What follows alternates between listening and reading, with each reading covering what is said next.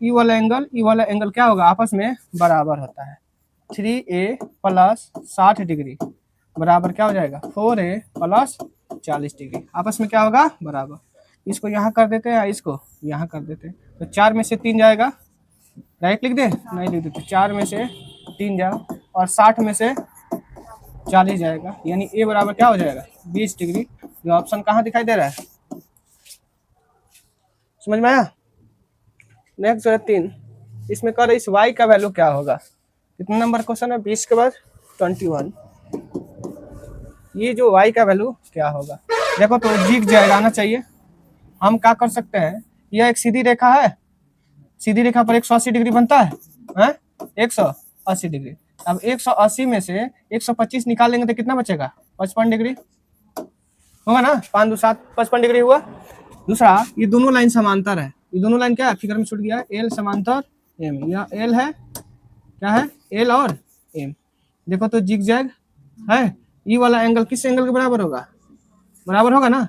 तो पहले यह त्रिभुज है, मान लेते हैं ए बी, इसको ओ, तो लिख सकते हैं angle A plus angle O plus angle B बराबर 180 डिग्री होगा। तो ए का वैल्यू है 70 डिग्री, ओ का वैल्यू निकाल दिए 55 डिग्री, अब बी नहीं पता है 180, एंगल बी बराबर 180, घटा देंगे 7 5 12 125, घटाएंगे तो कितना डिग्री बचा, 55 डिग्री है। चूंकि angle A zigzag method से, एंगल बी बराबर क्या हो जाएगा, एंगल वाई, यानी यह भी क्या हो जाएगा 55 डिग्री। बोलो कोई दिक्कत, अभी लिख लेना थोड़ी देर में।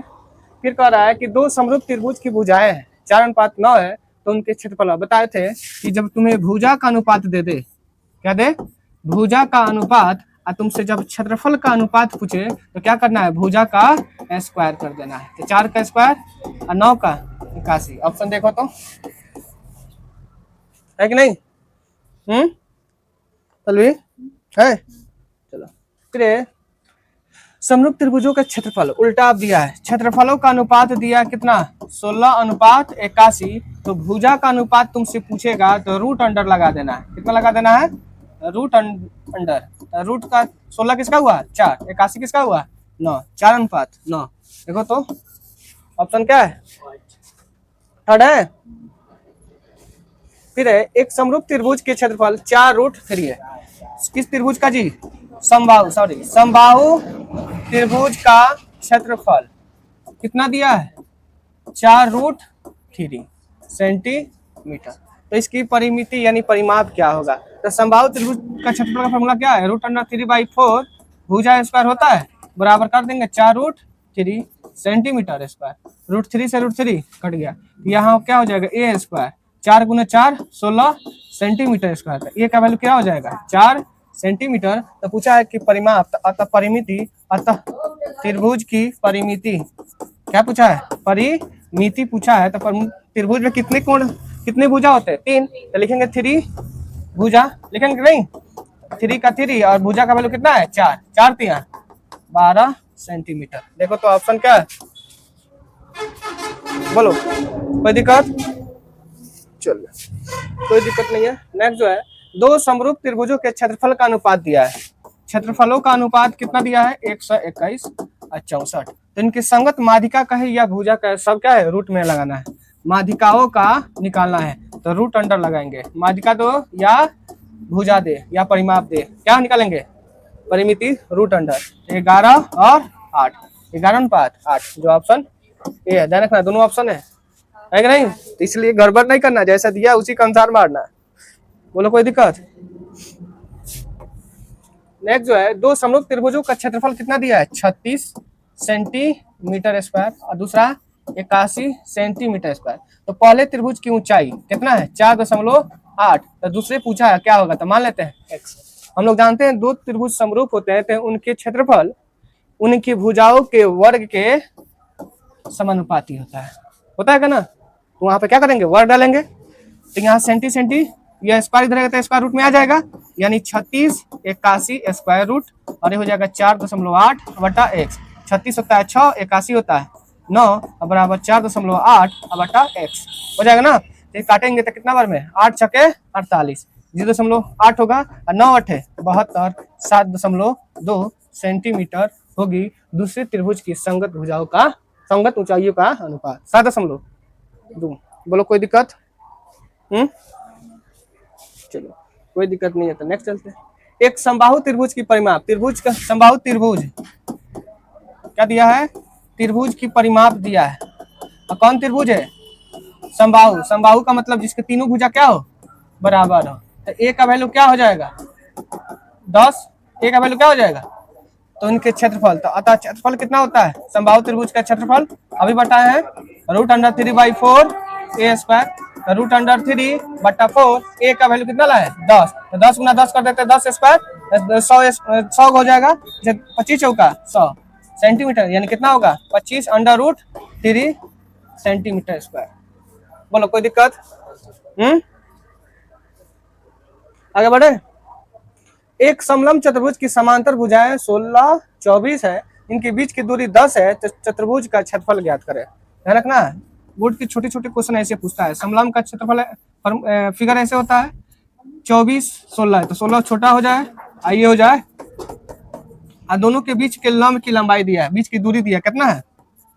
10 सेंटीमीटर। अब पता है ना, इसको ए मानते हैं, इसको आज दोनों के बीच की दूरी को एच माना जाता है। तो एरिया निकालने के लिए, समलंब का क्षेत्रफल निकालने के लिए क्या फॉर्मूला होता है? 1/2 समांतर भुजाओं का योग यानी ए प्लस बी तथा उनके बीच की दूरी, ऐसा फॉर्मूला होता है। 1/2 ए का वैल्यू 16, बी का वैल्यू 24 और दोनों के बीच की दूरी 10 सेंटीमीटर स्क्वायर। इसे काट देंगे तो क्या हो जाएगा? 5, यानी 0 2 1 3 2 1 3 1 4 गुना 5 सेंटीमीटर स्क्वायर, 5 चौका 20 यानी 200 सेंटीमीटर स्क्वायर। बोलो कोई दिक्कत? क्या सब दिखाई दे रहा है ना उसमें? Very good. बोलो कोई दिक्कत? चलो अब कह रहा है कि एक त्रिभुज है ABC और एक दूसरा त्रिभुज है DEF, समलंब है, तो इसके क्षेत्रफल क्रमशः कितना है? 9 1 64 सेंटीमीटर स्क्वायर। ये भी तो यदि डी चर्चा कर रहा है सेकेंड भुजा कितना है? 5.1 सेंटीमीटर। तो AB क्या होता है? मान लेते हैं AB, तो हम लोग जानते हैं ना कि इसका क्या होगा? स्क्वायर। तो क्या होगा? सेंटी सेंटी काट दो, यहाँ से बच्चे का को निकाल लेंगे, स्क्वायर रूट इधर जाएगा तो क्या हो जाएगा? 3 और 64 हो जाएगा 8, आइए हो जाएगा 1, आइए हो जाएगा 5.1। देखो तो कोई कटने वाला है किसी से?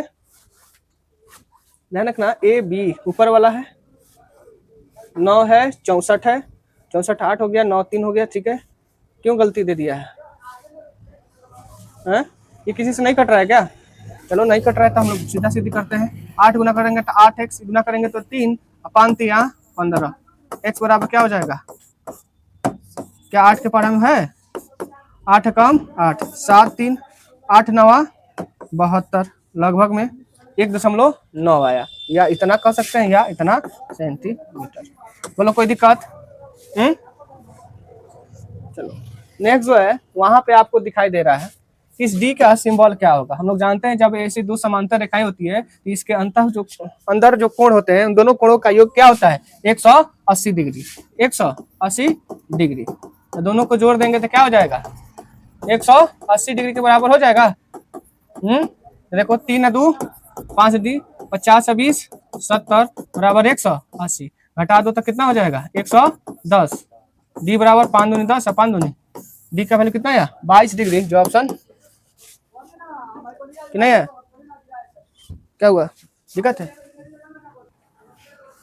चलिए यहाँ तक समझने में कोई दिक्कत? बोलो ना रे। चलो नेक्स्ट क्वेश्चन यहाँ पे है।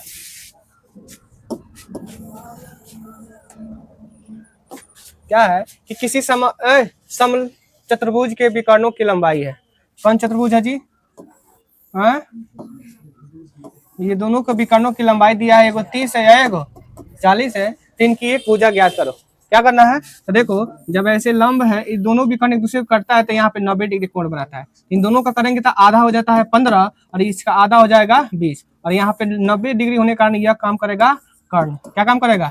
कर्ण, यानी यही हमारा भुजा है। तो सिर्फ भुजा निकालने के लिए क्या निकालेंगे? √अंडर इसका आधा यानी 15 का स्क्वायर और प्लस इसका आधा, इस पहला विकर्ण का स्क्वायर, यानी सिंपल से कह सकते हैं D1 D D1 क्या करेंगे, D1 का मतलब D1 का आधा, आधा का मतलब 15, 15 का स्क्वायर प्लस इसका आधा क्या 20, यानी 20 का स्क्वायर, 15 का स्क्वायर कितना होता है 225, इसका होता है 400, जोड़ देंगे तो कितना हो जाएगा 625, 625 का मतलब क्या होता है 25 सेंटीमीटर। जो ऑप्शन,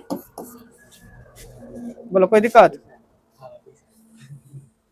क्या, किसका किसका बीच आ रहा था, बोलो कोई दिक्कत। अब जो है आप लोग होमवर्क है घर से जो है पढ़ा चुके हैं थेल्स पर में, कौन पर में हो, और पाइथागोरस, कौन पाइथागोरस पर में, इसे जरूर आप लोग सब्जेक्टिव के लिए प्रैक्टिस कर लीजिएगा। जो आता है कितने नंबर में 5 मार्क्स का, कितने मार्क्स का जी 5 मार्क्स का, जो हम ऑलरेडी क्या है पढ़ा चुके हैं, पढ़ा है ना। ये थोड़ा सा ऑब्जेक्टिव था, 2 क्लास हुआ इसमें, क्लास ये वाला एक पीछे हुआ था ना, उसे आप लोग जहां तक देख लीजिएगा, यानी लगभग में 31 क्वेश्चन उसमें हम करा चुके हैं, आप लोग उसे देख लीजिएगा टोटली दोनों वीडियो बना के, एक लाइव है एक रिकॉर्ड है। आगे जो है ये 6 हो गया, अब 7 चैप्टर कल हम लोग कवर कर लेंगे, क्लियर, ठीक है। आप लोग का जो टेस्ट है उसे हम लोग टेस्ट कवर करते हैं।